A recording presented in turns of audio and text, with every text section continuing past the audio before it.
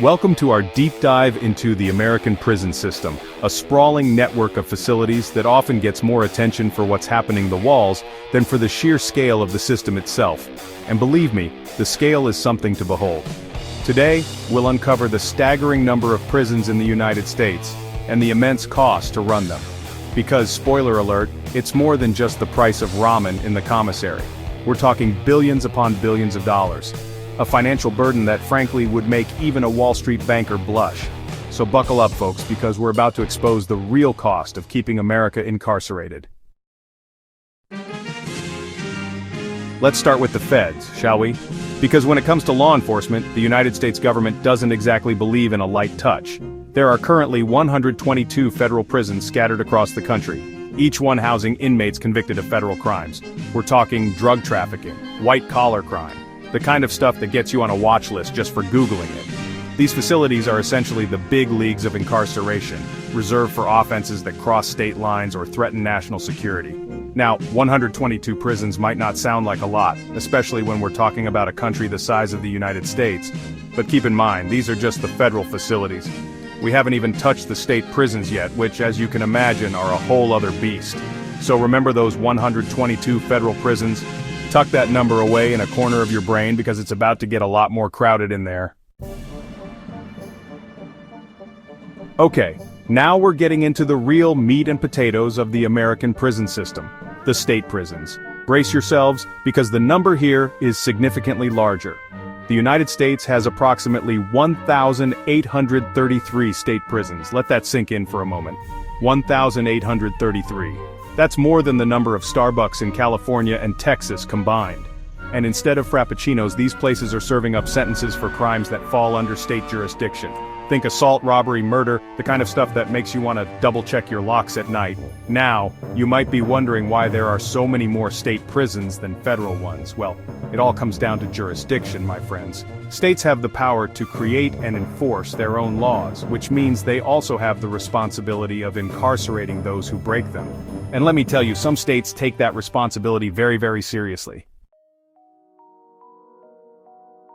Chapter 3. Prisons for Profit, the business of locking people up. Now here's where things get really messed up, because if you thought the government was the only one making money off of incarceration, well, I've got a bridge to sell you. Enter private prisons. There are around 110 private prisons operating in the United States, run by for-profit companies that see dollar signs in every inmate. These companies contract with the government to house prisoners, often at a lower cost than running a public facility. Sounds like a good deal, right? Well, not so fast. Because when your business model relies on locking people up, things can get ethically murky, to say the least. These companies have a financial incentive to keep their prisons full, which means lobbying for harsher sentencing laws and cutting corners on things like rehabilitation programs. Chapter 4. The grand total, a country caged. Alright, let's do some quick math, shall we? We've got 122 federal prisons, plus 1,833 state prisons, plus another 110 private prisons. That brings us to a grand total of, wait for it, 2,065 prisons in the United States. 2,065. That's more prisons than there are colleges in the entire country.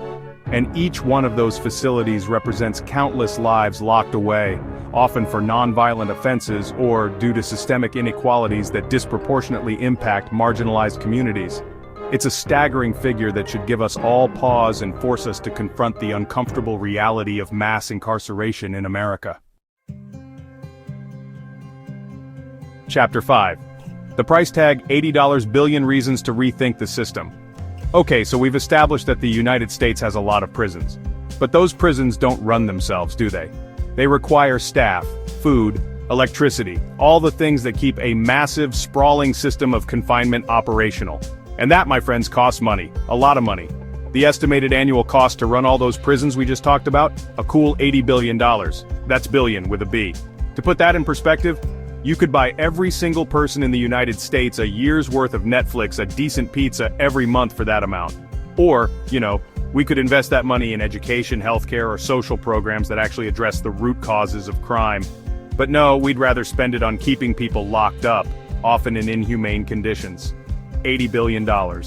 It's a staggering sum that represents a fundamental misallocation of resources. It's a price tag that should make every single American taxpayer stop and question whether this is truly the best we can do. Outro: a call to action, breaking down the bars. Thank you for joining us on this eye-opening journey through America's prison system. We've crunched the numbers, exposed the flaws, and hopefully left you with a sense of, well, mild existential dread. But this isn't just about depressing statistics, this is about real people. Real lives impacted by a system that often prioritizes punishment over rehabilitation. It's time to confront the uncomfortable truths about mass incarceration in America and demand better. Stay informed, get involved, and let's work together for a better future. One where $80 billion goes towards building schools and communities, not more prisons.